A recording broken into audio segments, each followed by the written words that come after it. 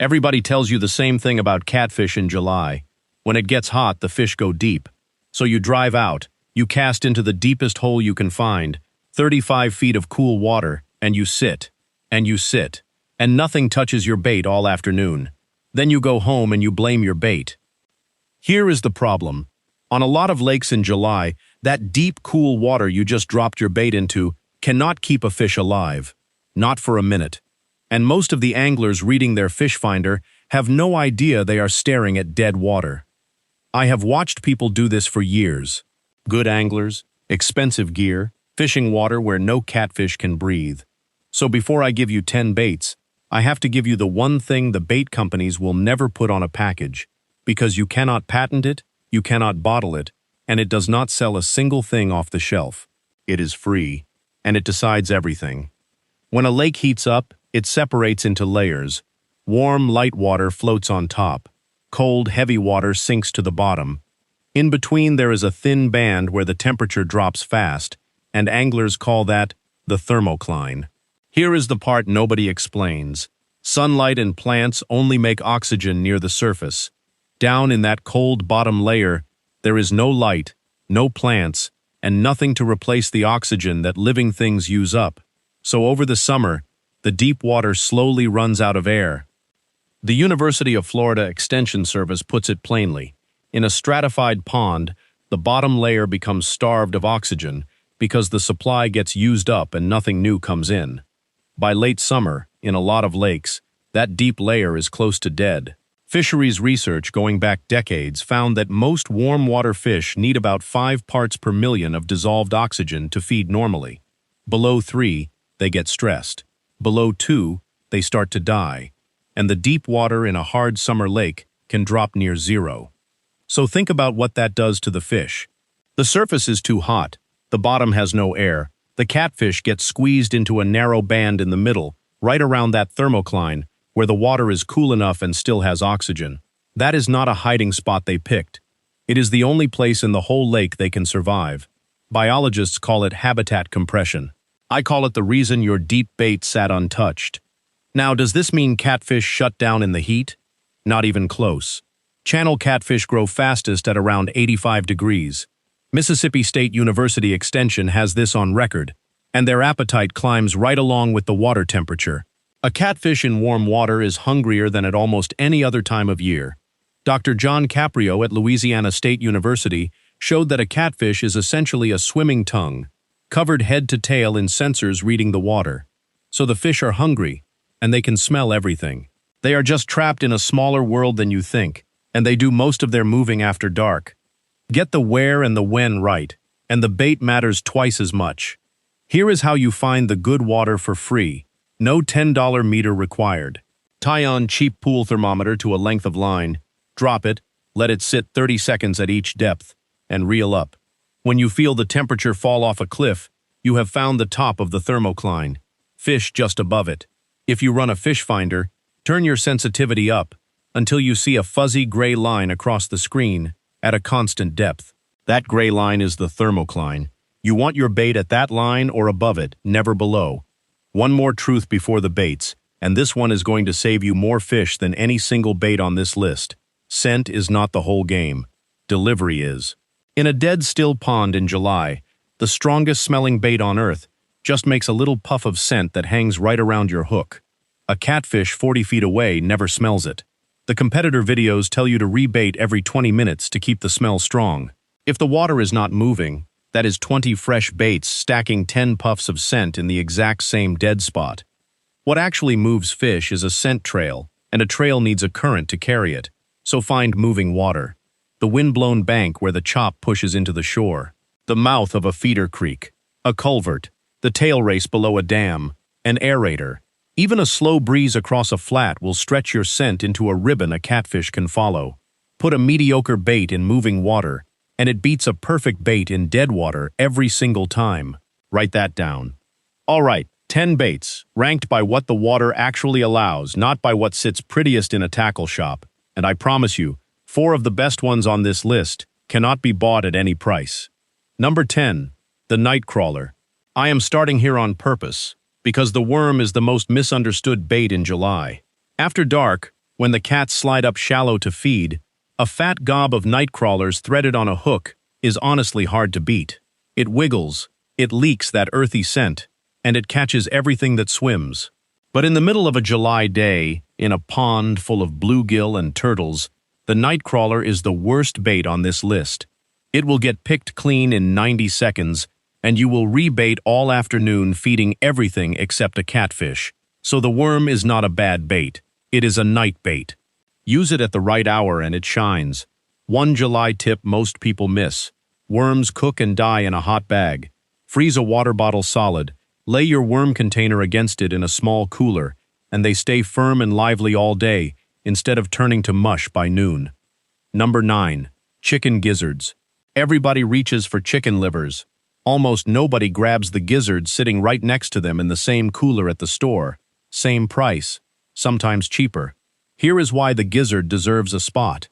Liver is soft and blows off the hook on a hard cast, especially in current. A gizzard is a tough little muscle. It stays on the hook through cast after cast. It holds up in warm water far longer than liver, and it still puts out a strong, meaty scent. Cut it in half so the inside is exposed, thread it on a circle hook, and you have most of the drawing power of liver with none of the falling apart problem. It is the kind of thing nobody markets as bait, because there is no money in telling you to buy a $2 tub of gizzards instead of a name-brand dip. Number 8. Salted grocery store shrimp. You will hear people say to leave cheap shrimp out in the sun for a couple hours until it goes rotten and pungent. I want you to skip that. In 95-degree heat, sun-rotted seafood is a food safety mess in your cooler, and it turns to slime that will not stay on a hook. There is a better, older trick that does the same job cleaner. Salt it. Lay your peeled shrimp in a container, cover it in plain table salt, and let it sit an hour. The salt pulls the water out of the shrimp, which does two things at once. It toughens the meat so it clings to your hook through a long cast, and it concentrates the scent instead of rotting it. Salted shrimp is cheap, it lasts, it does not stink up your truck, and channel cats in warm ponds and slow rivers eat it all summer. Number 7. Salted chicken liver. Liver has filled coolers for generations, and it still earns its place, but I have to fix the number everyone repeats.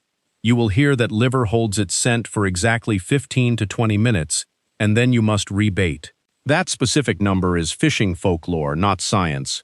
Here is the honest version. Liver washes out fast, but how fast depends entirely on the current. In dead water, it can leak scent for a long time. In a stiff current, it is gone in a few minutes. So do not fish a clock. Fish the bait. Give it a check. If the water has washed it pale and firm, the scent is spent, and it is time for a fresh piece. And to fix liver's real weakness, which is falling off the hook, do the same salt trick. A quick salt cure firms it up, or wrap your chunk in a small square of mesh so it holds through the cast and keeps leaking the whole time. Now let me stop the countdown for a second, because 3 baits everybody screams about did not make my top 5, and I want to tell you why. Garlic hot dogs, prepared punch bait, and whatever secret household chemical soak somebody swears by. Hot dogs catch small channel cats, sure, but the fat and salt draw in every little fish and turtle in the pond, and I would rather use gizzards. Punch bait works, and it is convenient, and I will be straight with you about something. Punch bait is the only thing on this entire list that has a marketing budget. That is not an accident. It is the one you have heard of the most because it is the one somebody profits from selling. It is fine. It is just not magic. And the household chemical soaks. Please do not mix random cleaners or solvents into your bait, chasing a secret smell. You can poison the water, poison yourself, and none of it outfishes fresh food. If a bait is truly great and truly free, the industry has no reason to tell you about it. Keep that in mind for the next 5, because now we get to the ones you cannot buy. Number 6. Crawfish. Crayfish, crawdads, mudbugs, whatever you call them. Small catfish eat them constantly, and here is the part that makes crawfish special in July. That hard shell is a turtle-proof, bluegill-proof package. While your neighbor's soft bait gets stolen every 2 minutes, a crawfish sits there intact and waits for a real fish. And you can catch a whole day's supply for free. Flip the rocks along any rocky bank or riprap, or set a little trap overnight with a can of cat food punched with holes. Hook it through the tail, and fish it tight to rock and wood. There is no seasonal shelf display for the crawfish under the rock at your feet. Number 5. Fresh clams and mussels. This is one of the most overlooked catfish baits in the country, and it is sitting free on the bottom right where you launch. Biologists studying blue catfish have found that in a lot of river systems, freshwater clams and Asiatic clams make up a real chunk of what they eat. These fish are built to crack shellfish with a plate of grinding teeth in their throat. So a fresh clam or mussel, shell cracked open and the meat left hanging, is a bait they instantly recognize as food. Rake a few from the shallows near the ramp, crack them, and fish the meat on a circle hook. One hard rule though, and this matters. Only use clams and mussels from the exact water you are fishing, and never move them, live bait, or water from one lake to another. Invasive shellfish and diseases hitchhike that way, and moving them is illegal in a lot of places. Check your state and local regulations before you scoop a single one. And since we just talked about bait stealers, let me hand you the fix for the biggest July frustration there is: the turtle tax. In hot, shallow water, turtles and little bluegill will strip a soft bait off your hook before a catfish ever smells it. 3 free fixes. 1. Go tougher. Gizzards, crawfish, and shell-on baits shrug off the small stuff. 2. Go bigger. A fist-sized chunk of cut bait is a mouthful a turtle cannot manage, but a good catfish inhales. 3. Fish the dark.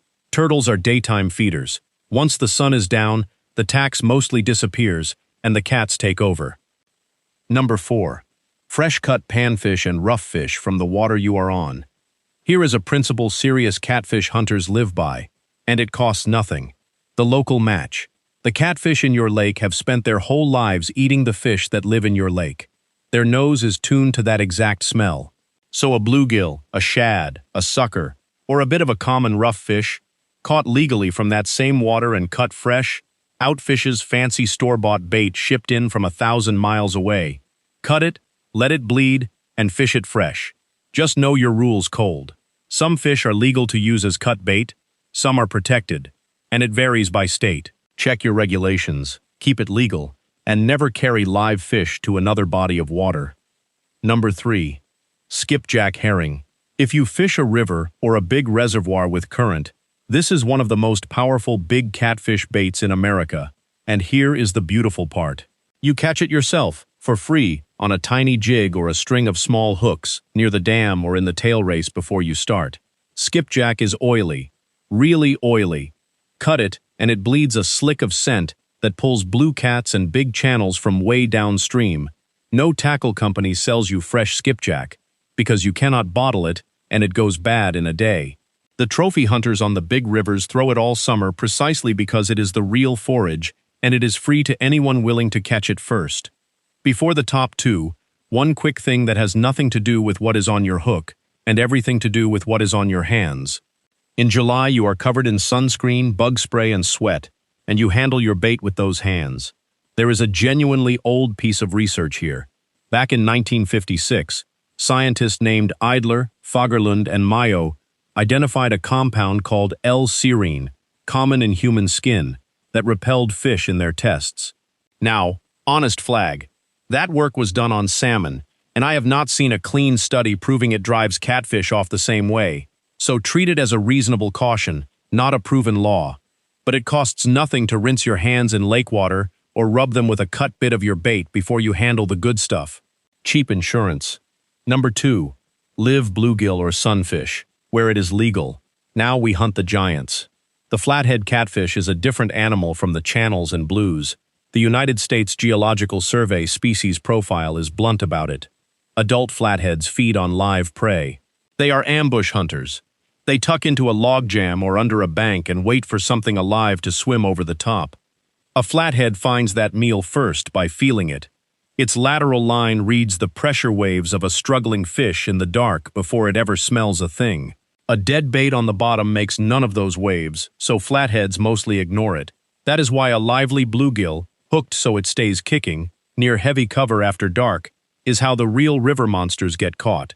But here is the July catch nobody mentions, and it ties right back to where we started. Keeping that bluegill alive in the heat is the same oxygen problem the catfish have. Warm water holds almost no air, so a bluegill in a hot bucket suffocates in minutes. Keep them in an aerated bucket in the shade, do not crowd them, and swap in cool water often. A kicking bluegill calls in a flathead. A dead one is just cut bait he will pass right by. Check your local rules on using sunfish for bait first, because it varies a lot by state. Number 1. Fresh cut gizzard shad. If I could take one bait to the water in July, this is it, and I am going to correct 2 things the popular videos get wrong about it.